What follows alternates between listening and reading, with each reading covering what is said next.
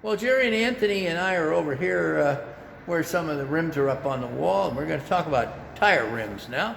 Um, Jerry and Anthony, some people seem to feel that if they get a larger rim on their tire, they might get better mileage or better performance.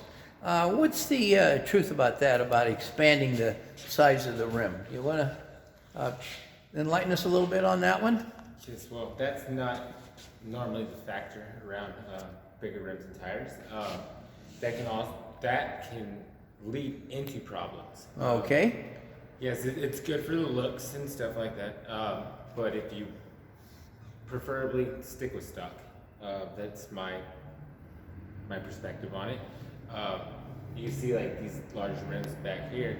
These rims right here are going on SUVs with people that want looks. Looks aren't everything for performance. It will definitely cause issues, and you're going to feel everything on the road with it. You're going to go low per tire, and you're just gonna feel everything on the road, and more blowouts caused from that. Okay, thank you very much. And then what about the tire valves down there on the rim? I've noticed a lot of people don't have caps on those valve stems. Is that an issue? It's not really an issue, but it could be safety. Preferably keep them on there. Do not take them off and leave them off. When you're checking your air, make sure you put them back on. It can help you guys out with leaky valve cores, definitely.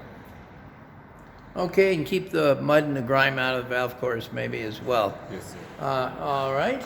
Another issue I noticed when I was in a big, large box store the other day, they had a whole shelf full of tire dressings to make your tires look good. Could we talk about that? And do you have any dressed tires that you want to show us? We'll go this way. Okay, I'm going to follow you back over here. Definitely All right. talk about this issue. All right, so basically you have one right here. It's been with plenty of dressing for quite some time, so it's still keeping its shine. They've been using it for quite some time now, to where it's still keeping the shine and everything. But if you stop putting the dressing on, then it's going to end up looking like this, to where it ends up actually damaging the tire. And if you want to come a little closer, you can actually see the damage that it does to the tire, to where it actually starts cracking it and it dries it out. If you do not keep applying it, it actually ruins the tire.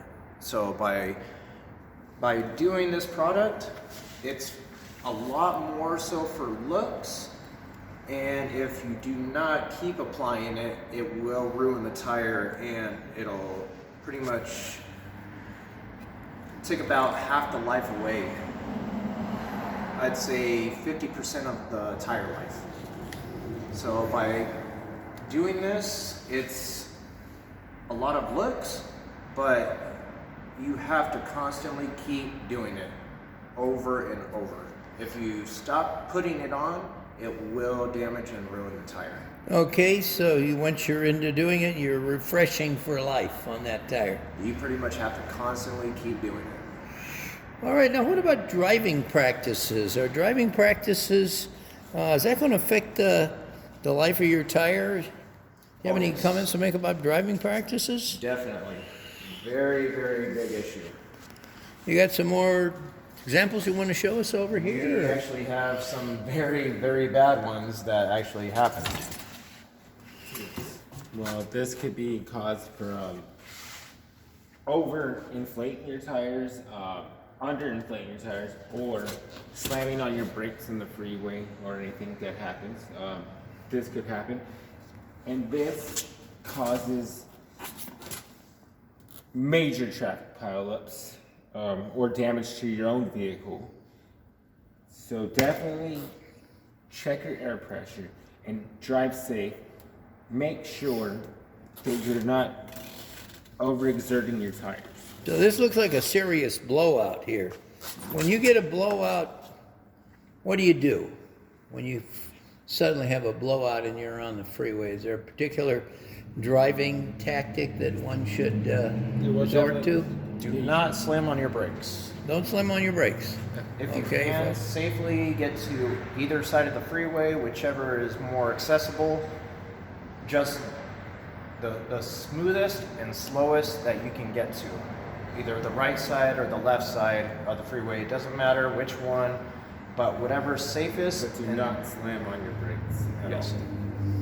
all. Okay, another question. Sometimes when I've been camping up in the mountains and I take off the next morning, the tires are thumping for a while, and I know that's disturbing some people when that happens. What's going on there?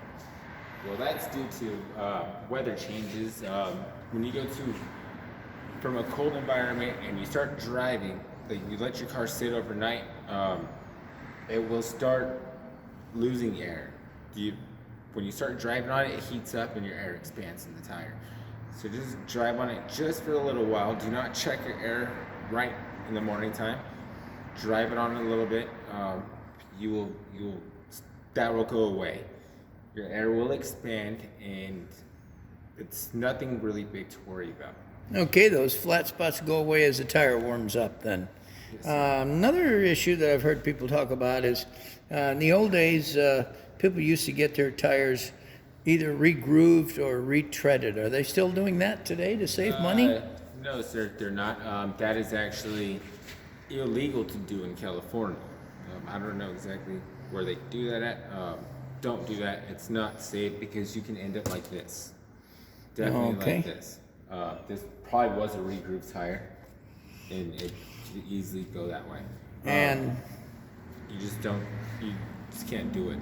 on California's proportional guilt laws now, if they find out that you got a re-grooved or retread tire on your car, that's going to work against you Yes, sir. as far as Definitely will. You get determining tickets, who's you most do at that. fault. That and affect your safety just as well. All right. What about plies? Different tires have different plies. We talked about tread earlier, but we didn't talk about plies. Is there? You want to enlighten us about that a little bit? Oh, we got a whole set of tires over here. Okay. All right. There's a bunch of different plies in tires. Like this one right here, it's your standard SUV, maybe truck tire. This is probably this is a 3-ply tire. 3 plies with your sidewalls right here, and it's basically made for certain things that you're doing. Now, your vehicle will call for specific stuff. Try to get what your vehicle calls for. So like this would be a standard SUV tire. Really good tire. It has 3 plies. This one right here is your standard trailer tire. Okay. Okay. Now this one has 8 plies in the sidewall. All right. And this is for load ranges. Okay, that's where your load range comes in. It's meant for a lot of heavy driving, heavy loads. You know, definitely a good tire to have for your trailers. Okay, for heavy load, hauling a heavy load. And then what do we got here? This one we have more of a mud terrain. So you're talking like lifted trucks, more off-road vehicles. This one you're looking at at least 6 ply. So 6 plies. So it's a lot thicker only because it's meant for more mud, rock, dirt, everything that's off-road more so. So it's meant for a lot of heavier duty. And are those plies all made out of the same material, or are some of them different? Some of them are going to be a little different depending on what you're putting them on versus trailer tires, mud terrain tires, regular car tires. They all will be polyester and steel, but it just depends on how many plies of each depending on which tire you're actually going with for your vehicle. Okay, we got one more tire here to take a look at. And this is the big boy. This one would more so be for like your RV and your semi trucks. This one is going to be 14? So 14 ply. 14 plies. And it's very, very thick on the tread and the sidewall as well. Only because it has to withstand a lot more weight, a lot more air pressure. So it has to actually be able to withstand a lot more than your regular car tires, your off-road tires, anything. And it's going to be a lot heavier, but it's going to be able to withstand a lot more. Great, and isn't there also a tire that doesn't go flat if you run over a nail or a screw? Yes, that is also a run flat. So versus your regular car tire and your basic passenger tire, car, truck, SUV, doesn't matter. A run flat will actually give you the benefit of actually giving you an extra, I'd say about 50 miles of running if you run over a nail or a screw, that you can actually get to a tire shop or where you need to get to if you do run something over versus a regular car tire. And it'll give you that extra mileage. It is a little bit on the higher price side, but it's safer. Sure, you don't have to sit around wait an hour or two for somebody to come and fix your car. So with all these options that we've talked about and learned about here today, how does somebody know which tire is right for them? Different prices, different features? They can check and see what their vehicle calls for. If they open their door, they have the vehicle placard that's right there. It'll show the recommended tire size for their vehicle.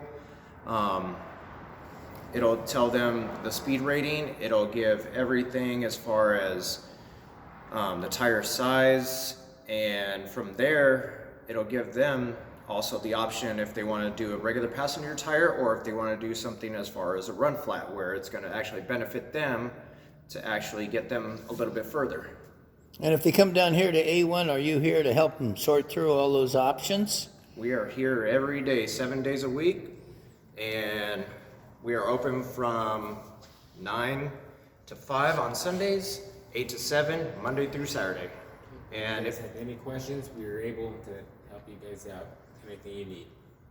So if you know what your budget is and you kind of know what your driving terrain is that you're going to be driving in, these are the two guys you want to talk to. They'll help you pick the right tire, the right price. yes, sir. The right way. We'll take care of you guys. If you guys Okay. need anything, make sure you come see us. A1 Tires.